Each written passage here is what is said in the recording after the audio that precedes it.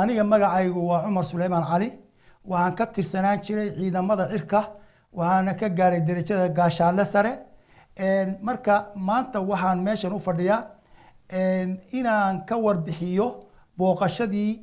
uu madaxweynaha federaalka Xasan Sheekh Maxamuud uu ku tagay kililka shanaad ugu horeyn kun iyo 884 African Partition markii uu gumaysigii reer galbeedku uu ka tashanayay sidii Afrika loo qabsan lahaa loo gumaysan lahaa Ethiopia waxay ka mid ahayd dadkii shirkaas ka qayb galay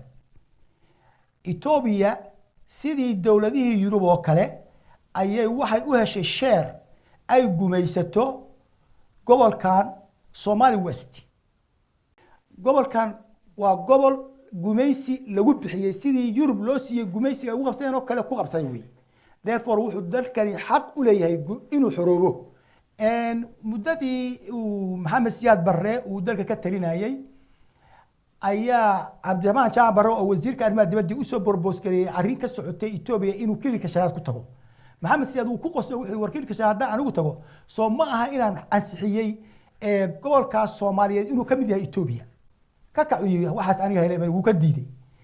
Xasan Sheekh Maxamuud maanta taas uu bay la mid tahay baa anigu u arkaa in uu ogolaaday gobolkan gumaysiga lagu haystay intaasoo sano xaq u leh inuu xornimadiisii helo sida adduunka kale oo dhami u helay inuu ansixiyay inuu gumaysiga weligiis ku hosjo madaxweyne hadduu meeshaas oo kale tago waxay macnaheedu tahay waa ansax waxa ayaan darro ah kililka shanaad ee Soomaaliyeed dad u dagaalamay xornimo doon ahaa doonayay wax kale aan rabin xornimadooda inay helaan United Nations kana la amray in dawladihii la gumaysto oo dhan la xoreeyo oo xornimadooda ay gaaraan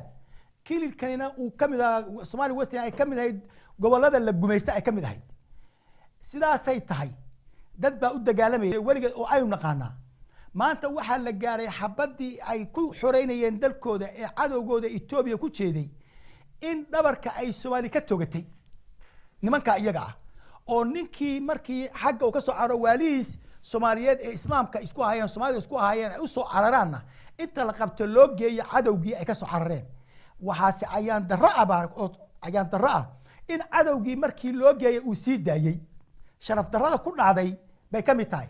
niman Soomaaliyeed oo islaam ah oo cadow gaala ah ka soo baxsay intay qabteen oo qaar laayeen bay qaarkii kale u geeyeen Amhaaro ay u dhiibeen maartay Ethiopia markaas ayay Ethiopia war naga taga oo sii deysay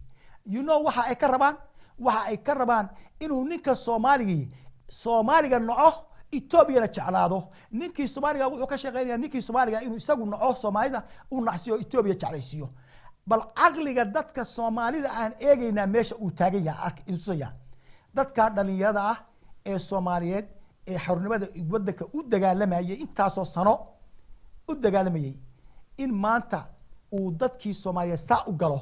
waa arrin diinta Ilaahay aan waafaqsanayn anigu Cumar ahaan waxaan tirsanayaa Xasan Sheekh Maxamuud iyo Soomaali inayan ku tashanin in gobolka tagay in kale laakiin sida uu Cabdi Cumar sheegay madaxweynaha kililka shanaad uu sheegay wuxuu ku mahad celiyay Prime Ministerka Ethiopia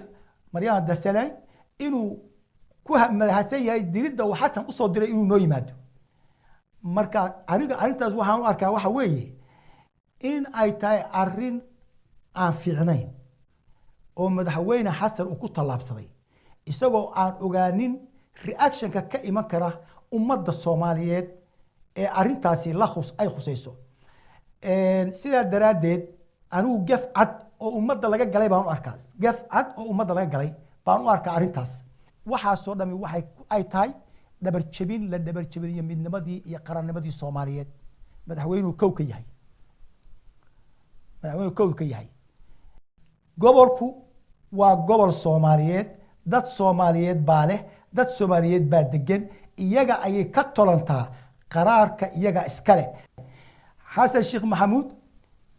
waa madaxweynihii Soomaalida federaalka ah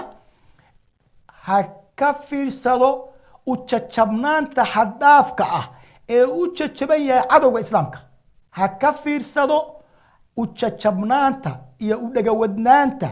دتك عدو إسلامك وحنا قد أحد ليا عدو نوع عدو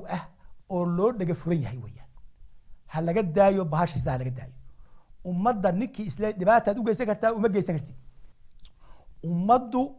ha iskaashato please ummadda Soomaaliya ha fakarto inta wax garadka ah iyo inta wax baratay ee aqliga leh fikriya ha fikireen ummaduna fadhiga ka kaceen ummadda ha ku hogaamiyeen kitaabka Alle waanu raacaynaa wasalaatu wasalaamu ala sayyidina Muhammad sallallahu alayhi wasallam